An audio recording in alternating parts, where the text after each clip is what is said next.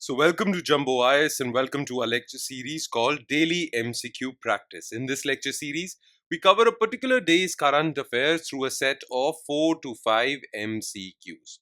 The idea is very simple. We want you to cover your current affairs on a daily basis and we want you to revise them also because current affairs form a very important portion of your prelims examination. Now, what better way to prepare for current affairs for prelims than by getting the much needed MCQ practice? If you make this lecture series a part of your daily routine, then these 4 to 5 MCQs covered on a daily basis would add up. They would add up to more than 1200 MCQs from the topic of current affairs alone. And 1200 MCQs just from current affairs is more than sufficient for your prelims examination. So make sure you make this lecture series a daily habit of yours. Make it a part of your daily routine. All right. Let's begin today's session, starting with question number 1.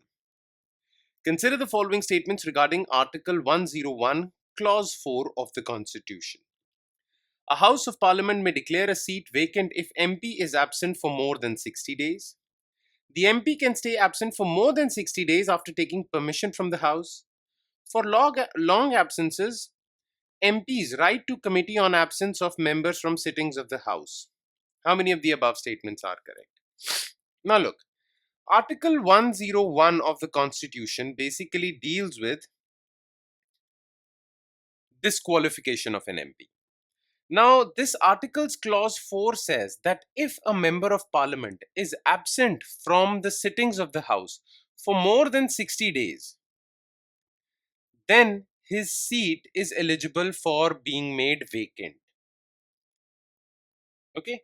But the thing is that if that MP wants to stay absent for more than 60 days because of some emergency, family emergency, medical emergency, then he can take the leave of the House for being absent. Then his seat won't become vacant. But if without taking the leave of the House, he stays absent for more than 60 days, then it can become, the House will make it vacant. Okay, so first statement is correct. The MP can stay absent for more than after taking permission from the House. And to take permission from the House, he has to write an application to Committee on Absence of Members from the sittings of the House. When this committee scrutinizes his application, then this committee makes a recommendation whether to allow this person or not allow. Mostly they allow. So this statement is also correct. Okay. But if an MP is absent and he has not taken the permission of the House for more than 60 days, then his seat is eligible for being declared vacant. That means the House will declare that seat vacant. That means the matter will be put to vote before the House and the House will vote whether this seat should become vacant or not. Clear? Any which way. All these three statements are correct. All three are correct. The answer is C. Question number 2. Which of the following statements are correct regarding white rhino? It has two distinct subspecies, northern white rhino and southern white rhino. Only two southern white rhinos are left in the wild. Northern white rhino is the second largest land mammal after elephants. Their white skin color makes them a distinct species of rhinoceros. Okay. Now look, white rhino is a species of rhinoceros. Basically, there are 5 species of rhinos. Okay. One species is also in India, which is one-horned rhino. Yes, it is found in Kaziranga National Park. Clear? Any which way. So there are 5 species of rhinos. One species is white rhino. Now these white rhinos are found in Africa. Basically savanna grasslands of Africa. Savanna grasslands of Africa. Clear? Now white rhino has 2 subspecies. Northern, southern. Okay.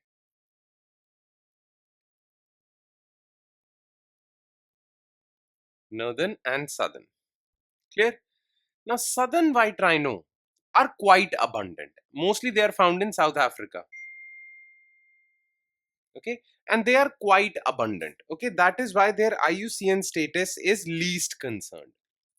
But northern white rhinos are very rare. Only 2 northern white rhinos are left in the wild, and that too they are found in Kenya. and these two northern white rhinos are only females. So this population is about to become extinct. Northern white rhinos are about to become extinct because only two are left and both of them are females. So they won't be able to procreate more. Clear? Southern white rhinos are abundant. Any which way. It has two distinct subspecies, northern and southern, absolutely correct. Only two southern white rhinos are left. No, southern white rhinos are quite abundant. Northern white rhinos are, only two are left. Now, northern white rhinos is the second largest land mammal after elephants. Elephants are the largest land mammal, though the largest mammal in the world is blue whale, but that is an aquatic animal. Largest land mammals are elephants. After them are these rhinos. Clear? So this is correct. Now the thing is that they are called white rhino not because they are white in color. Basically, in South Africa, a language is spoken that is called Afrikaan. Okay, and in this language, basically, there is a word called wheat. Wheat means wide. So these rhinos were called wheat rhinos in Afrikaan language. So from wheat rhino, it became white rhino. But this wheat means wide, larger in body. Their skin color is similar to that of black rhinos. Okay, so this statement is false. Remember this part. 1 and 3 are correct. C. Question 3. Which of the following statements are correct regarding electronic personnel license for pilots? It is a digital license for pilots replacing traditional physical licenses accessible via the eGCA mobile application. The license issuing authority for pilots in India is Union Ministry of Civil Aviation. Only India and China have digital license regime for pilots. Now look, being a pilot of an aircraft is a specialized job. That is why not anybody can become a pilot. You have to do all the required courses, you have to fly for a number of hours, and then you get a license for flying. Only after you have a license, then only you are allowed to fly. Like drivers have a license, similarly pilots also have a license. Now all these pilots who are flying commercial airlines, well, they receive this license in physical form, basically plastic form, and they have to carry this license with themselves everywhere. Clear? But now India has launched a digital form of license known as electronic personal license. They don't have to carry physical plastic license, they just have to carry this license in their phone, and this license is available on the government application called eGCA application. So this is correct. Now who issues licenses to pilots in India? It is not Union Ministry of Civil Aviation, basically it is Director General of Civil Aviation, DGCA. This is the license issuing authority. So this is false. Now in the world, only China has issued digital licenses for its pilots, and now India has become the second country to do so. So only these two countries have issued digital license regime for pilots. So 1 and 3, C. Question 4. Consider the following statements regarding Technology Adoption Fund for Space Sector. It is launched by InSpace to support technology development, especially by MSMEs and startups. All government and non-government entities are eligible for this project. This fund will provide 60% of the project cost for startups and MSMEs with upper cap of 25 crore per project. Now look, Indian National Space Promotion and Authorization Center, InSpace, is basically a regulator for space sector in India. Okay, all private space companies, private space startups, private MSMEs in working in the space sector have to get themselves registered with InSpace. Now recently InSpace has launched Technology Adoption Fund. This fund will basically finance technology development projects of startups. So let's suppose a startup or an MSME is working on a new space technology.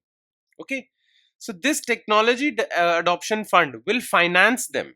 Okay, will support them financially and basically support them to develop this technology. Now this has been launched so that private space sector in India develops technologically. Okay, now it is launched by InSpace to support technology development, absolutely correct. Now remember, Technology Adoption Fund will only support non-government entities, not government entities. So this statement is false. Okay. One more thing. Now, the thing is that this fund, TAF, will support by providing 60% of total project cost, okay, of every startup.